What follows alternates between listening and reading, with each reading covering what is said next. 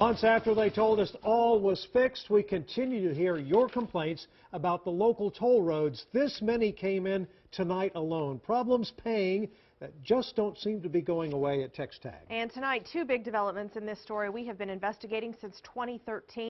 We have in-depth team coverage. Investigator Brian Collister uncovered the state's new contractor now has to pay for their mistakes. But first, Lindsay Bramson shows us one possible solution that might take care of these problems permanently. When it comes to problems with your TxTag accounts, State Representative Tony Dale says enough is enough. There's been problems in billing people late, people not receiving initial bills, or the first bill they get has a violation on it when they were never billed in the first place. And that's just wrong. Monday, he sent this letter to TxDOT officials asking not only for an emergency meeting, but also to let them know he will request an audit. Dale wants to know just how much money TxDOT has made in violation fines from toll users. When a person gets 5, 6, or 7 toll bills in the mail that all have violations attached and they never received a letter before in the first place, that's unacceptable. It's got to change. This bill is from last April, a year ago last April. Earl Sherrod is one of many TxTag users who continue to get bills months later. Not only that, he's getting fined on top of it. It's not about the amount.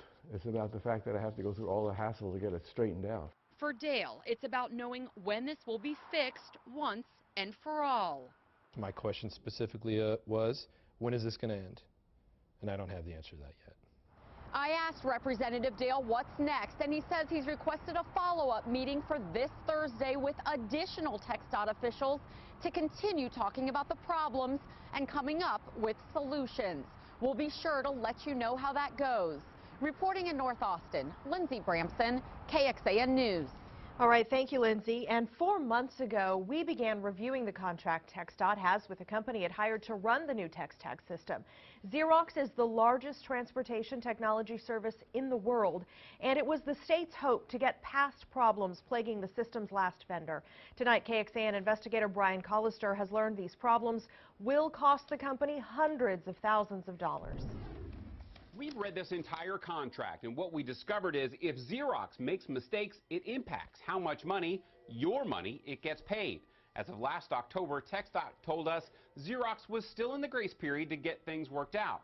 But tonight we've learned that grace period has run out. The state has fined Xerox $177,000, and it's facing additional hundreds of thousands of dollars or more for its failure to meet contractual and performance obligations.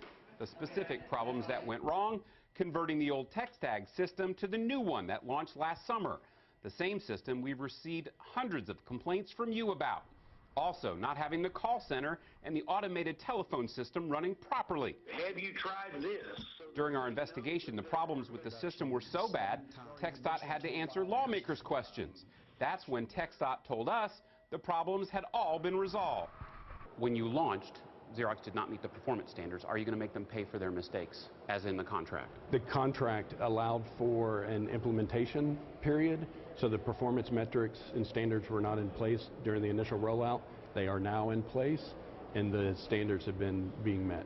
Now, clearly, that's not the case. We know now about these fines, and of course, we still get your complaints about the system on a weekly basis. We'll continue to look into how TxDOT handles your complaints and its relationship with the TxTag vendor. Brian Collister, KXAN Investigates. And remember, these problems started back in the summer when that new system was launched.